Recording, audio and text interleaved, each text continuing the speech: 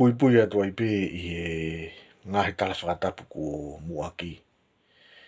Puke ai pe ai whainga maari e ko ni ke whahoko atua i pe e tau porokalama. Pea mo e ngahi historia atonga. Aho taha hiwa fuki eni o katopa wafe uoua. Malo ho moulelei ki he ahau ni ka inga whanongo. Whaapapalahi eni ki he tonga kotoa pe. Whaatangi pe mua e mutuani ki u ngāu eki hanga hirea whaingofua pe.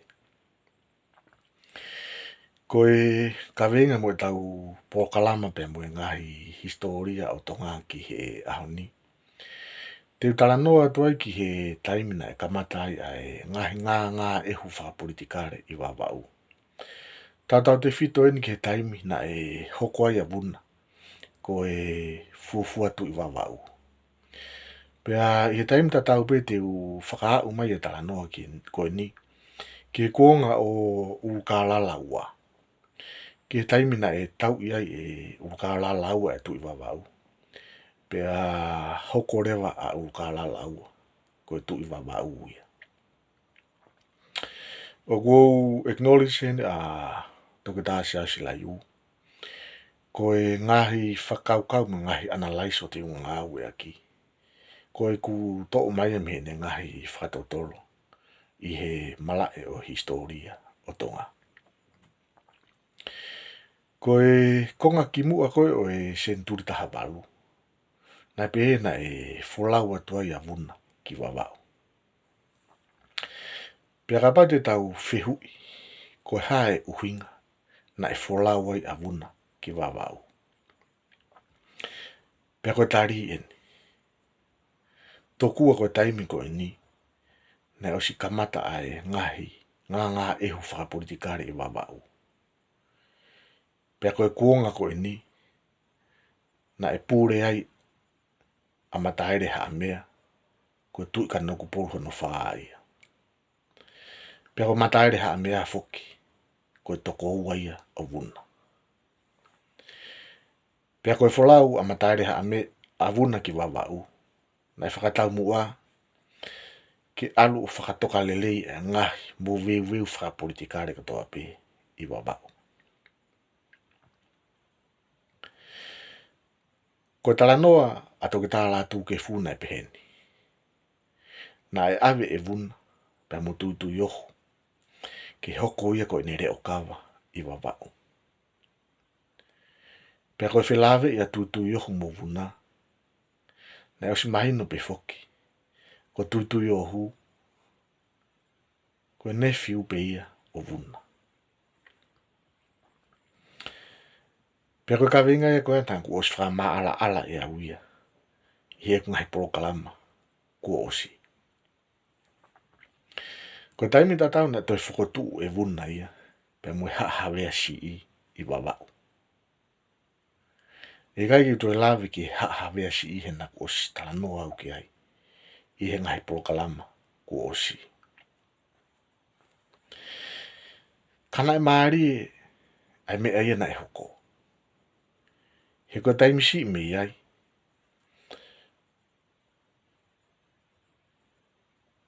Kua kamata ke iloa vuna ia. Pea kamata ke tupulaki pea mo ene mawhai whakapolitikare. Pea i he taimi tatau pe oa umai ki hakuonga. Pea hoko rewa vuna ia. Koe fuafua tu i wawau ia. Pea nai whakotu rewa e vuna mohono pure anga i pangai motu. Koe ngahi mea ko tawa pe whikau aki mohono whakalere o wawau. Nai peisi ia i pangai motu. Ko tanak maaria nai o mai e toke tā ila iu. Ko pe e toke tā ila iu. Neongo na e hoko a vuna ia koe tu i wawau.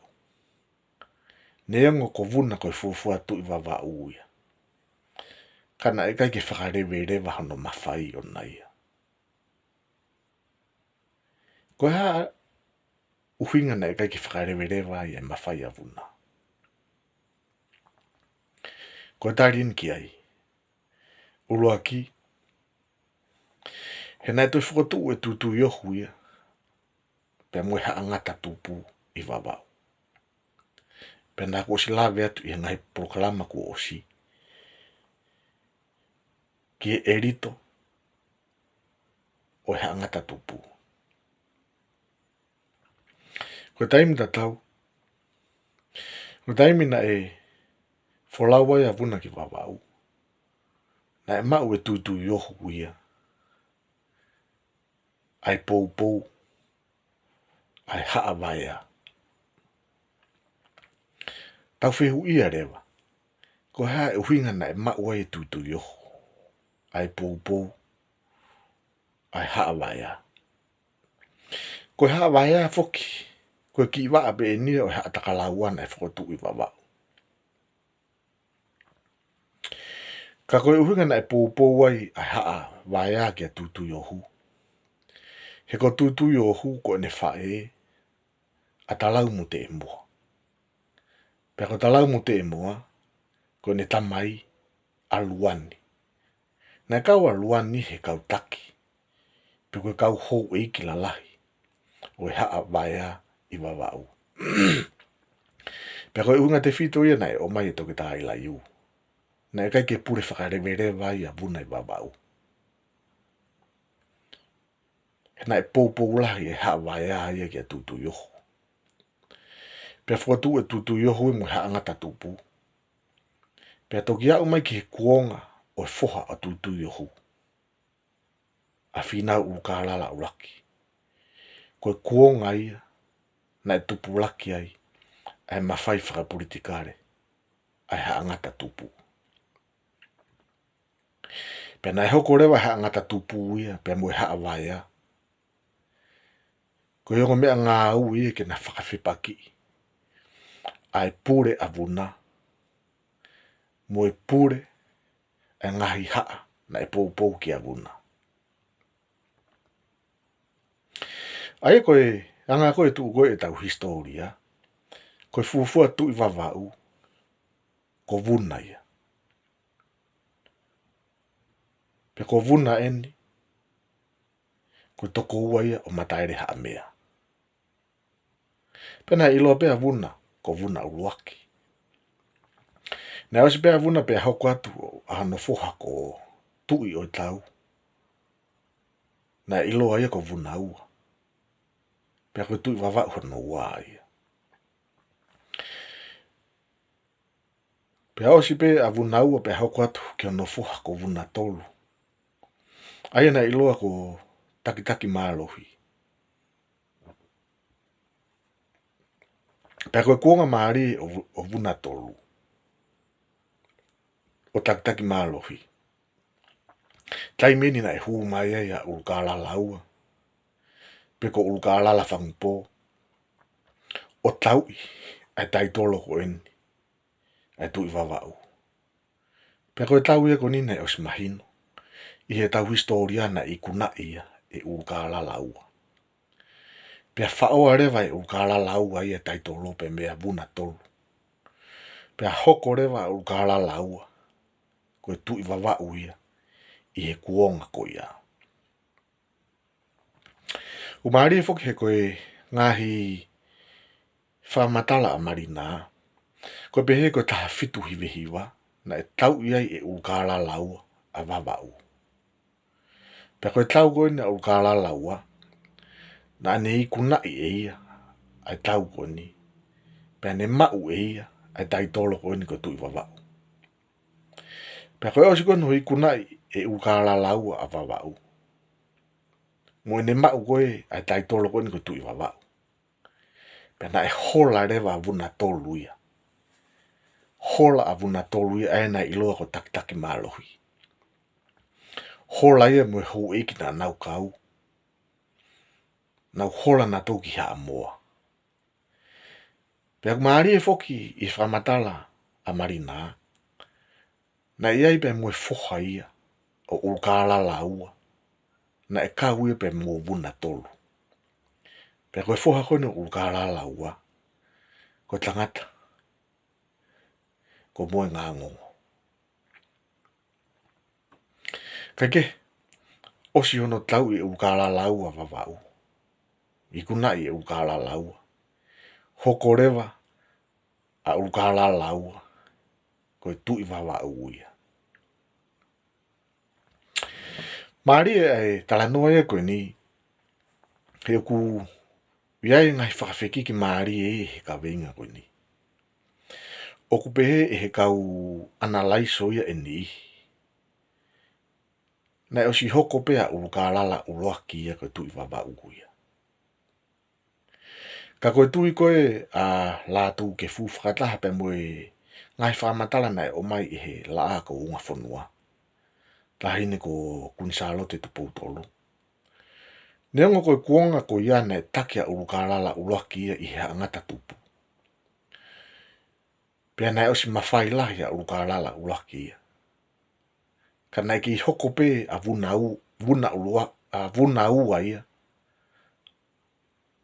Koe tui vavau ia i he kuonga o urukalala uroaki. Aia ku taim ko nai pāsiai a tui vavau pe mea vuna ua ki a vuna tolu. Pea toki hanga rewa e he foha ia o urukalala uroaki.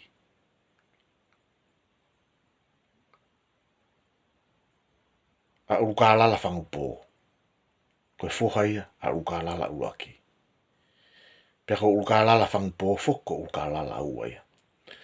O tau i a vuna ua o whaao me iai. Ai tui vavau.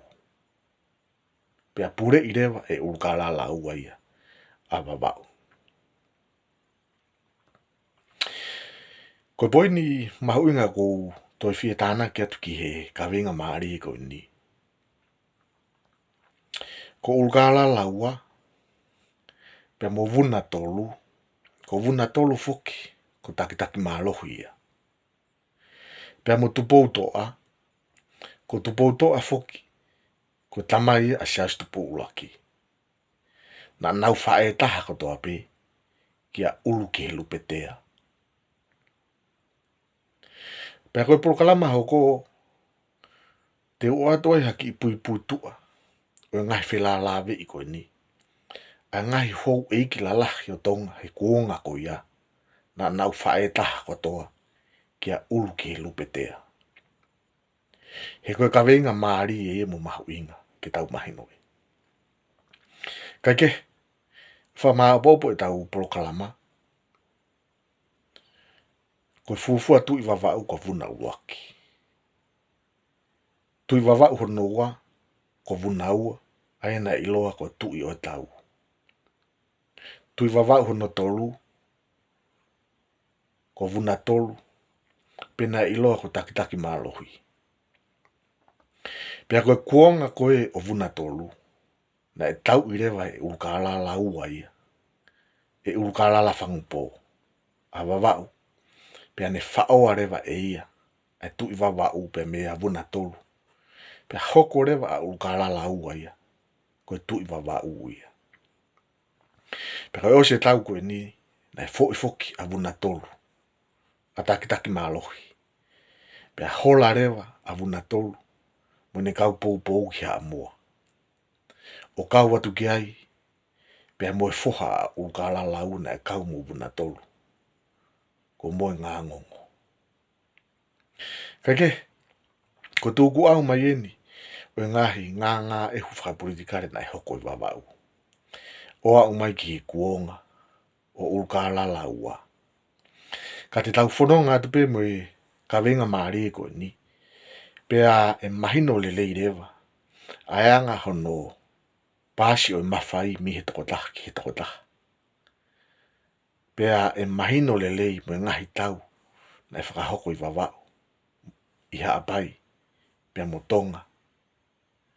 Ko tupu ko toa pe. Pea me whinga pe ko haite ne mau. Ai mawhai. Whamore more atu ka pau na e toha whakauhinga ki tua. E hoko no atu mi he se nolo koe ni. A ngahi tala no maari ki he ngā historia tonga. Ka tau vete mua ki a honi. revereva i whetapa tua o whātu.